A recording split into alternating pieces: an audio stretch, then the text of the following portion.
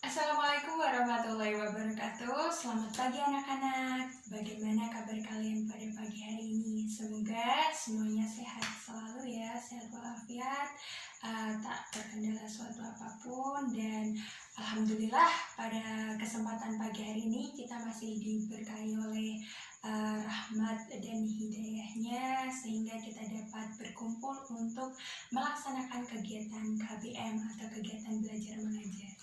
Nah, anak-anak, kemarin kan hari Minggu ya. Nah, Ibu berharap meskipun hari libur, kalian bisa meluangkan waktu untuk belajar sedikit materi baru pada pagi hari ini.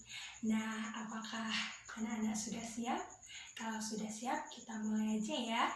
Nah, untuk tujuan pembelajaran pada pagi hari ini, Ibu berharap anak-anak semua bisa membedakan kesetimbangan kimia berdasarkan jenis reaksinya, yaitu reaksi reversibel, irreversibel, dan dinamis.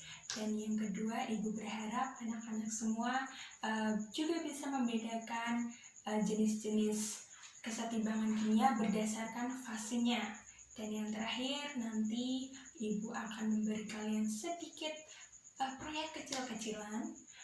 Itu adalah proyek untuk berkelompok ya. Jadi pembuatan mind map atau peta pikiran. Nah, nanti akan Ibu bagi kelompoknya di akhir nanti, oke? Oke anak-anak, kita review sedikit tentang materi sebelumnya, yaitu materi tentang laju reaksi. Kita ketahui apa itu laju reaksi, lalu faktor-faktor dari laju reaksi, seperti itu ya. Nah, ada yang masih ingat apa itu laju reaksi? Betul, laju reaksi adalah laju bertambahnya suatu produk atau laju berkurangnya reaktan per satuan waktu.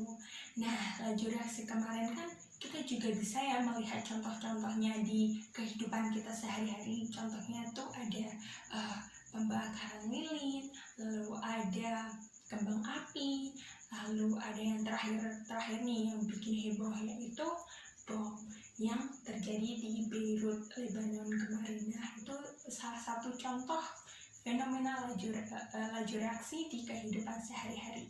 Nah, sama seperti laju reaksi, kesetimbangan kimia juga kita bisa pelajari atau kita bisa lihat ya fenomenanya di kehidupan sehari-hari.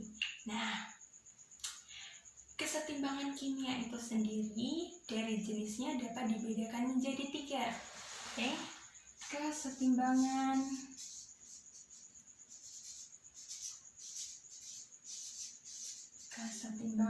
kimia. Kesetimbangan kimia bisa dibedakan menjadi 3 ya. Yang pertama itu adalah reversibel atau bolak-balik. Yang kedua irreversibel atau hanya satu arah. Dan yang ketiga adalah kesetimbangan dinamis. Nah, apa sih kesetimbangan reversibel itu? Nah, yang Ibu tadi sudah jelaskan ya, kesetimbangan reversibel adalah kesetimbangan yang arahnya itu bolak-balik dengan ditandai dengan tanda panah bolak-balik seperti ini. Nah, kalau contoh dalam kehidupan sehari-hari apa ya yang dapat kita ketahui? Contohnya itu reversibel bolak-balik, berarti contohnya adalah air. Dalam suhu ruangan kan dia berbentuknya cair tuh. Apabila dibekukan, dia akan menjadi bongkahan es yang wujudnya itu padat. Jadi dari air liquid akan menjadi padat solid. Nah, yang kedua yaitu kesetimbangan kimia irreversibel. Fenomena apa ya yang dapat kita bisa pantau, kita bisa lihat untuk yang irreversibel? Irreversibel yaitu satu arah dengan ditandai anak panah menuju produk, hanya satu. Nah, contoh yang dapat kita bisa lihat sehari-hari itu fenomena pembakaran kayu. Nah, kayu apabila dibakar dia akan menjadi arang. Arang apabila dibakar terus-menerus dia akan menjadi abu. Nah, abu inilah produk hasil akhirnya. Nah, irreversible itu kan ditandai dengan anak panah 1 ya. Nah, artinya apa? Bahwa hasil produk akhir dari di abu ini, dia tidak bisa kembali lagi wujudnya menjadi arang. Arang pun tidak bisa kembali lagi wujudnya menjadi abu. Berbeda ya dengan yang reversible yang air tadi. Air kalau dibekukan dia menjadi es. Es kalau dicairkan dia balik lagi menjadi air, seperti itu. Yang ketiga adalah kesetimbangan kimia dinamis. Apa sih yang namanya dinamis itu? Dinamis itu kan berarti secara terus-menerus ya. Jadi prosesnya itu secara terus-menerus, lama, seperti itu. Nah, fenomena yang dapat kita pantau dari kesetimbangan kimia dinamis yaitu fenomena hujan.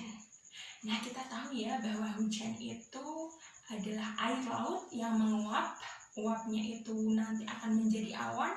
Gumpalan-gumpalan awan apabila jenuh, dia akan menurunkan air atau yang disebut dengan hujan. Hujan apabila sudah jatuh ke tanah atau jatuh ke sungai, dia akan mengalir lagi menuju ke laut. Lalu laut akan air laut menguap lagi, lalu uapnya itu akan membentuk awan, dan seterusnya. Itulah proses yang dinamakan kesetimbangan kimia secara dinamis. Oke anak-anak, setelah kita tahu jenis-jenisnya kesetimbangan kimia itu, ada 2 jenis lagi, tapi menurut atau berdasarkan fasenya. Jadi kesetimbangan kimia, sebut saja kakak seperti itu ya. Kesetimbangan kimia menurut fasenya itu dibedakan menjadi 2. Yang pertama itu homogen, fase homogen. Yang kedua itu kesetimbangan kimia, fasenya itu heterogen. Maksudnya apa, Bu? Nah, maksudnya adalah kesetimbangan kimia secara homogen atau fasenya homo. Homo itu artinya sama, homogen. Jadi kesetimbangan kimia yang mana fase-fase yang terlibat dalam reaksi itu sama. Kalau yang heterogen berarti kesetimbangan kimia di mana reaksi-reaksi yang terlibat itu fasenya berbeda. Contohnya nih, untuk kesetimbangan kimia homogen kita punya contoh pembuatan gas amonia.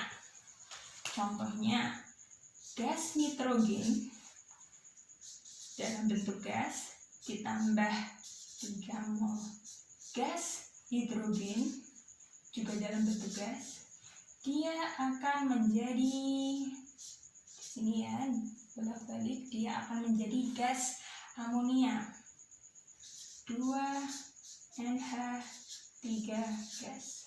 Nah, coba fase-fasenya itu kita lihat gas, semuanya gas, berarti dia homogen. Kalau contoh-contoh untuk kesetimbangan kimia heterogen itu, kita punya air H2O tadi, apabila di suhu ruangan dia bentuknya liquid.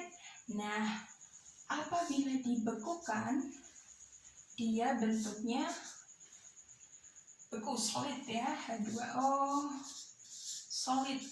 Nah, inilah fasenya yang berbeda, hetero. Ada 2 jenis fase atau lebih. Ada yang satu liquid, yang satu solid, seperti itu. Nah, anak-anak sudah belajar tentang kesetimbangan kimia berdasarkan jenis dan fasenya. Ibu harap kalian semua sudah mengerti dan paham ya. Nah, sekarang ibu akan membuat kelompok untuk kalian supaya pembuatan proyek mind map-nya berjalan dengan lancar ya. Jadi mind map itu apa sih, Bu? Mind map itu merupakan peta pikiran ya, peta pikiran dimana bentuknya seperti mading, seperti itu ya. Jadi ibu harap mind map yang kalian buat itu menambah semangat kalian dalam belajar materi ini, dan juga menambah ilmu pengetahuan, menyerap materi-materi yang kalian baca di buku, di perpustakaan, di internet, semuanya tersedia seperti itu ya. Nah, ibu akhiri pembelajaran pada kali ini. Semoga kalian semua sudah paham dan mengerti, dan kurang lebihnya ibu mohon maaf. Wassalamualaikum warahmatullahi wabarakatuh.